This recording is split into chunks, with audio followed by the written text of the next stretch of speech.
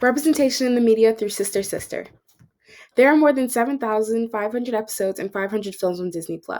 Of those 7,500 episodes, there are less than 500 that surround a Black family. And of those 500 films, there are approximately 28. Sister Sister is much more than an award-winning television show. For a lot of young girls, it was one of the few times that they could see themselves in a media outlet. Representation in the media, or the lack thereof, shapes the limitations and expectations we put on ourselves. These limitations prevent us from seeing our full potential, and they also affect our standards of beauty and therefore confidence.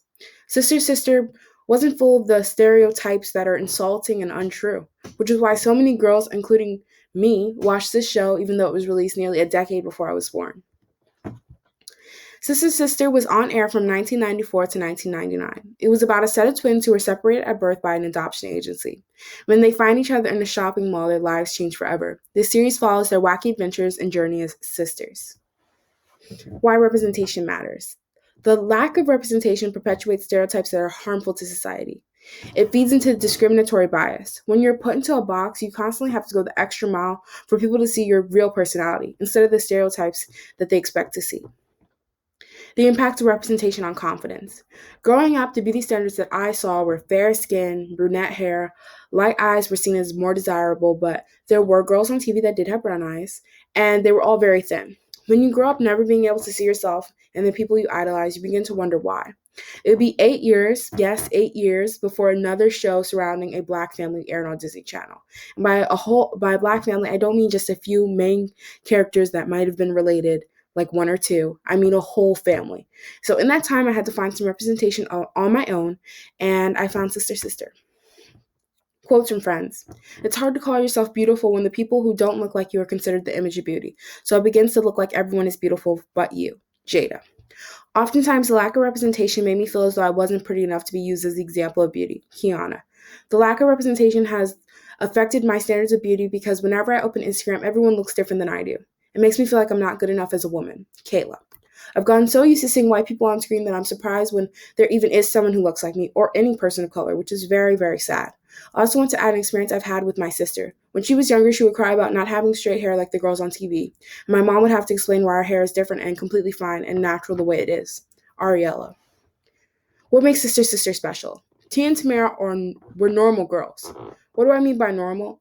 Normal is a social construct, but in these circumstances, I think the word is appropriate. Stereotypes were not their only personality traits. To me, stereotypes are not normal. They weren't the angry Black girl or the sassy Black girl. And there's nothing wrong with being sassy or having aggression. The problem lies in it being portrayed as a Black thing. Any race or gender can have those traits. They laughed, they cried, they dated, and they got into trouble just like normal girls, just like me. One of the biggest things for me was their natural hair. Natural hair was and still is seen as something that's unprofessional and unkempt. As a kid, seeing them wear their natural hair unapologetically made me admire my natural hair over wearing it straight for the first time. The show is not just about the twin sisters, but it's also about their parents too.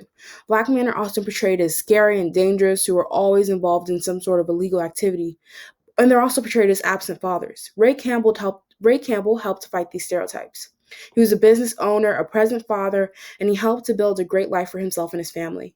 Many jokes on the show are actually about how Ray is so uptight and so straight and narrow that he likes to read and listen to classical music and learn more and focus on his education.